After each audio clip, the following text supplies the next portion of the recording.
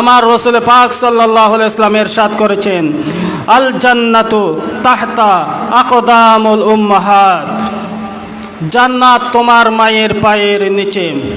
উম্মত, জান্নাতে যদি যেতে চাও মায়ের সেবা করো। হযরত ইমামে গাজ্জালী রহমতুল্লাহি আলাইহি বয়ান ফরমাচ্ছেন, কিয়ামতের ময়দানে আল্লাহর সমস্ত বান্দাগণ দুই ভাগে ভাগ হবে। এক ভাগের নাম ঈমানদার, আরেক ভাগের নাম বেঈমান। ঈমানদার যারা আছে, বেঈমান যারা আছে, এদের কোনো হিসাবে হবে না, এরা বিনা হিসাবে জাহান্নামী। এদের নিয়ে আলোচনা করার কোনো দরকারই নাই। যারা ঈমানদার এরা দুই ভাগ হবে। এক ভাগের কোনো হিসাব হবে না, বিনা হিসাবে জান্নাতে চলে যাবে। আরেক ভাগের হিসাব হবে।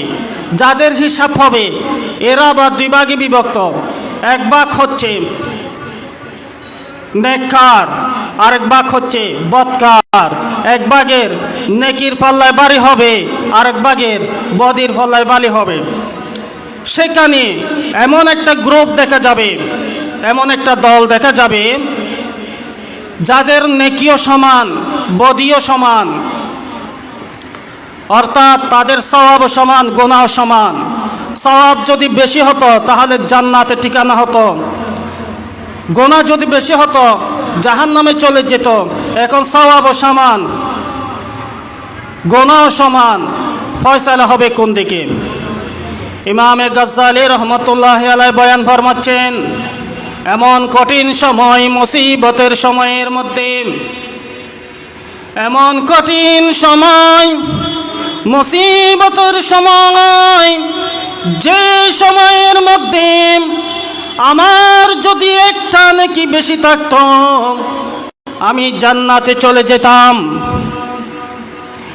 কিন্তু এখন সওয়াব এবং গুনাহ দুটোটা সমান হওয়ার পরও এমন একটা সময়ের মধ্যে দেখা যাবে একদল ফেরেশতা আসবে। ওই ফেরেশতা একটা কাগজের টুকরা ওই মানুষটার যেদিকে গুনাহের পাল্লা রয়েছে, গুনাহের পাল্লা যেদিকে, সেই গুনাহের পাল্লার উপর রাখবে। ইমামে গাজ্জালী রহমতুল্লাহি আলাইহি বয়ান ফরমাচ্ছেন, ওই ফেরেশতারা কাগজের টুকরোটা গুনাহের পাল্লায় রাখার দেরি সাথে সাথে অনেক গুণ ভারী হয়ে যাবে। এখন গুনার পাল্লা যখন ভারী হয়ে গেছে তার ঠিকানা জাহান্নামে। অথচ মানুষটার সওয়াব সমান ছিল, গুনাহের সমান ছিল। দুনো দিকে সমান হওয়ার পরও দেখা যাচ্ছে মানুষটা জাহান্নামে চলে যাচ্ছে। ওই কাগজের টুকরোর মধ্যে এমন কি ছিল যার কারণে মানুষটা জাহান্নামী হয়ে গেল? ইমামে গাজ্জালী রহমতুল্লাহ আলাইহি বয়ান ফরমাচ্ছেন, ওই কাগজের টুকরার মধ্যে 2 হরফ বিশিষ্ট একটা শব্দ ছিল। 2 হরফ বিশিষ্ট একটা শব্দ। শব্দটা কি? উফ। উফ, যেটা আমরা ব্যথা ফেলে উফ বলে থাকি। এই উফটা কোনটা? দুনিয়া থাকার সময় সন্তানের কারণে যদি কোনো মা সন্তানের আচার ব্যবহারে কষ্ট পেয়ে উফ শব্দ করেছে, এই উফ শব্দটা কিয়ামতের ময়দানে গুনাহের পাল্লা অনেক গুণ ভারী করে ফেলবে।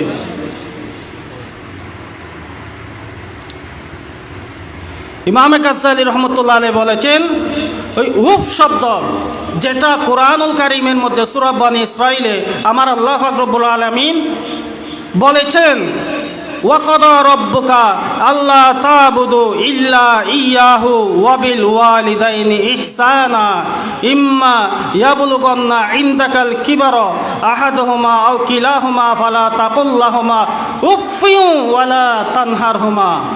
যখন তারা বার্ধক্যে উপনীত হবে, অর্থাৎ ওই বয়সটা হচ্ছে সন্তান থেকে সেবা পাওয়ার বয়স। আমরা যখন ছোট থাকি আমাদেরকে লালন পালন করে আমাদের পিতামাতা। আমরা যখন বড় হয়ে যাই আমাদের পিতামাতা বার্ধক্যে উপনীত হয়।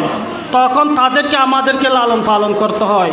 ছোট থাকতে আমরা পিতা মাতার মোহতাজ ছিলাম, আমরা খেতে জানতাম না, আমাদেরকে খাওয়ানো শিখালো। আমরা পড়তে জানতাম না, আমাদেরকে পড়ানো শিখালো।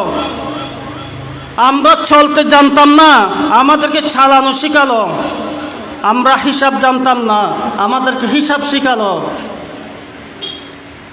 ঠিক যখন এই যে মানুষটা আমাকে ছোট থেকে বড় করেছেন, সব শিখিয়েছেন, যখন দেখা যাচ্ছে মানুষগুলো বয়স হচ্ছে, তখন দেখা যায় অনেক সময় ওনারা হিসাব ভুলে যায়, অনেক সময় স্মরণ শক্তি কমে যায়।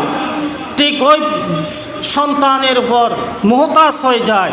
এই সময়ের মধ্যে, এই বিশেষ সময়গুলোর মধ্যে যখন পিতামাতার সাথে ধমক দিয়ে কথা বলা হয়, এটা ওই পিতামাতা যতক্ষণ পর্যন্ত ক্ষমা করবে না, আমার আল্লাহ পাক রব্বুল আলামিন ততক্ষণ ক্ষমা করবে না।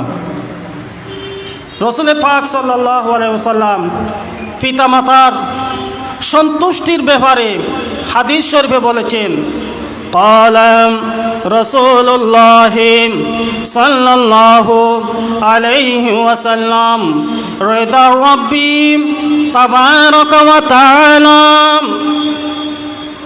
في رضا الوالدين।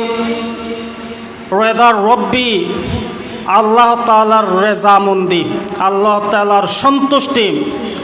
ফি রিদাল ওয়ালিদি, পিতামাতার সন্তুষ্টির উপর। তাহলে পিতামাতার সন্তুষ্টির উপর নির্ভর করে আল্লাহর সন্তুষ্টি। ওয়াসাখাতার রব্বি ফি সাখাতাল ওয়ালিদি, তিরমিজি শরীফের হাদিস।